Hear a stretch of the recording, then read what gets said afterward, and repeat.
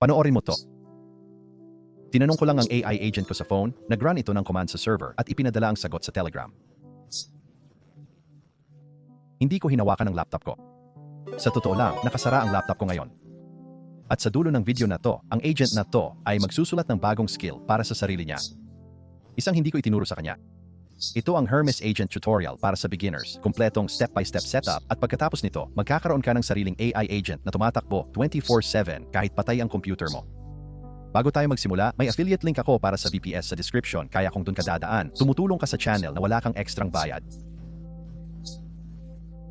Sige, simulan na natin. Ano nga ba ang Hermes Agent? Ang Hermes Agent ay open source AI agent na gawa ng news research at iba ito sa normal na chatbot sa tatlong bagay. Una, nakakaalala ito. Karamihan sa AI tools ay nakakalimot ng lahat kapag isinarado mo ang tab, pero ang Hermes ay nagtatago ng memory sa bawat session, kaya naitatayo nito ang iyong mga nakaraang gawa. Pangalawa, natututo ito. Habang nire-resolba nito ang mga problema, nagsusulat ito ng sariling mga reusable na kasanayan at sinesave ang mga ito, kaya literal na nagiging mas mahusay ito habang ginagamit mo. At pangatlo, kasama ka nito saan ka man pumunta. Makakausap mo ito sa iyong terminal o sa pamamagitan ng Telegram, Discord at iba pang mga platform. Isipin mo na hindi ito chatbot kundi isang assistant na lumalaki kasabay mo. Ngayon, ito ang bahagi na nilalaktawan ng karamihang tutorial at ito ang pinakamahalagang desisyon na gagawin mo. Saan mo ba talaga ito papatakbuhin? Maaari mong patakbuhin ang Hermes sa iyong sariling laptop at okay lang iyon para sa pagsubok. Pero heto ang problema. Ang isang agent na ganito ay dinisenyo para manatiling gumagana. Kung gusto mong sumasagot ito sa Telegram ng 2:00 ng hapon habang wala ka o nagpapatakbo ng nakatakdang gawain tuwing umaga, kailangang laging naka-on ito. Sa sandaling isara mo ang laptop o matulog ito, titigil ang lahat. Kaya naman, VPS ang gamit ko. Ang VPS ay isang maliit na pribadong server sa cloud na laging naka-online para mapanatili ng iyong agent ang memorya nito patuloy na sumasagot at gumagana kahit naka-off na ang iyong computer. At ang magandang balita, hindi mo kailangan ng mahal na plan.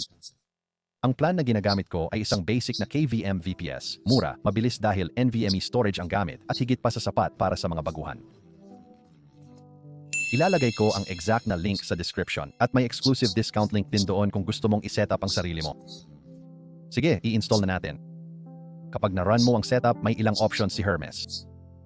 May quick setup sa pamamagitan ng news portal, may full setup kung saan ikaw mismo ang maglalagay ng keys at magko-configure ng lahat, at may blank slate na halos walang naka-on sa simula. Para sa mga baguhan, talagang ire-recommend ako ang quick setup.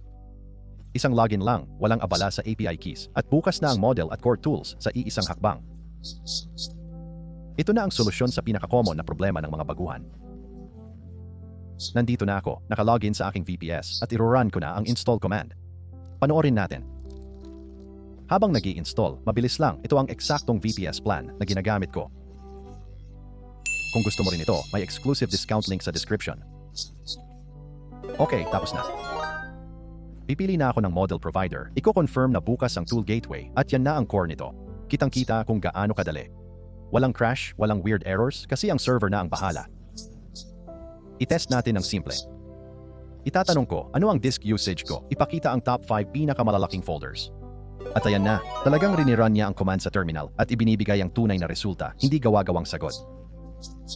Yun ang punto nito. Hindi lang nagsasalita, gumagawa talaga. Ngayon gawing mas kapaki-pakinabang ito dahil ito ang paboritong parte ko para sa mga baguhan. I-connect natin ito sa Telegram para ma-message mo ang iyong agent mula sa iyong telepono kahit saan ka man naroroon. Isa-set up ko ang gateway, pipiliin ang Telegram at i-paste ang aking bot token.